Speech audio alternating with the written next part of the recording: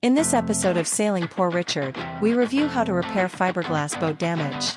The boat in for repair is a flying junior collegiate racing dinghy at St. Mary's College of Maryland, where I am the Associate Director of the waterfront. Like many small businesses, our department works best if we all wear multiple hats. This video is also watermarked Twisted Oyster Boat Works, my small boat shop where I do similar work. Here is the damage, caused by a collision during team racing practice. The transom of these boats is cored. The corner is not, so there is a flange from the hull core that was created during layup in the female mold. I want to beef the area up a bit, so won't be too concerned with replacing the core material, nor will I worry about vacuum bagging, which could produce a higher glass content. The first task is to strip away some of the outer layers of the cored laminate to reveal the damage underneath. To do this, I use an oscillating tool with a carbide blade, being very careful not to cut into the inner laminate on the backside of the core. This works very well because it's not spinning and throwing ground fiberglass fibers into the air, and the carbide lasts forever, cutting the glass fibers. Here I've decided I need to go further on the transom to get to good material. The goal is to find all the damaged laminate and grind it away so it can be replaced by new. This exploratory surgery also gives you a chance to recognize the scantlings. What kind of core does it have, how thick are the glass layers and how many, and what style of glass was used in the original construction. Our job at a minimum is to replace what was there. Too much stiffness added back can cause bigger problems at the edge of the repair. Assuming the original layup was sufficient for the job, we want the repair to have a similar flexibility. In this case, though, we want the corner to be stronger than original to be more capable of taking minor hits. This one was major. Next, we use a larger sander grinder to taper the repair from the outer surface through to the inner surface, taking care to make this as wide as possible.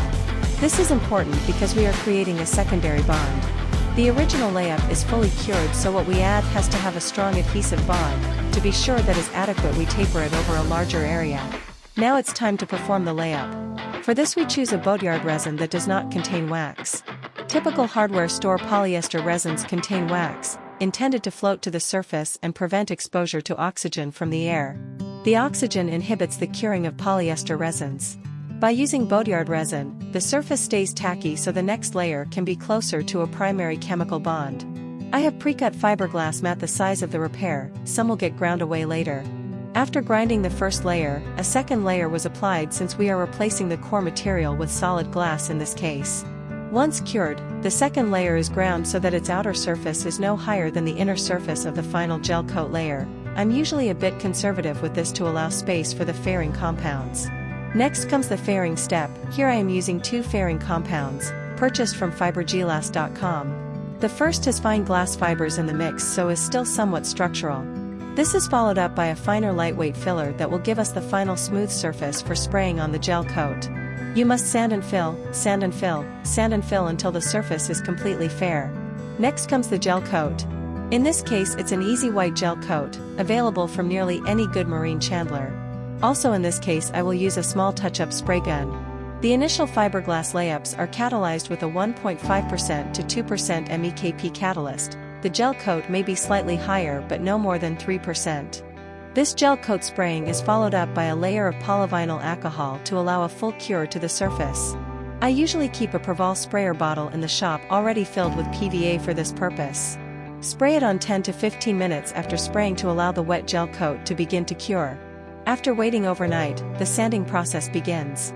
The surface won't be smooth and shiny out of the box unless you mix Duratec gloss additive, something I intend to try on my next repair. Normally I begin with 220 grit sandpaper on the random orbital sander, and gently begin leveling. Next, 320 grit wet/dry sandpaper with water, followed by 400 grit and then 600 grit. With fresh gel coat I seldom ever go much finer, though I do carry 1500 grit in case I do. Fresh gel coat isn't that hard, and buffs pretty quickly from 600 grit, particularly if you take his easy on the final strokes. Finally, I use a Makita buffer and 3M Finesse It polishing compound.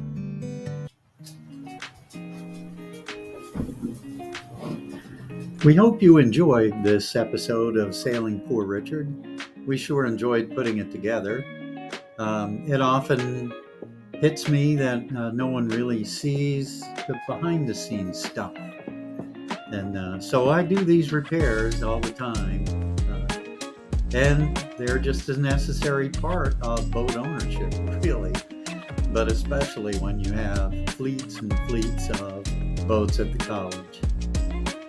Next time on Poor Richard, we'll probably be covering hauling and blocking and washing and covering with shrink wrap and starting some of the next projects. The next projects are, first, I'm going to set up my diesel heater on board Poor Richard so that I can work on the boat during the winter. And next, NMEA 0183 network to get all of my instruments talking to each other. I have old instruments. They're all NMEA 0183 though, and they're not that old. And it'd be really nice to have a lot of different things talking to each other. So, goodbye until next time. We'll see you later.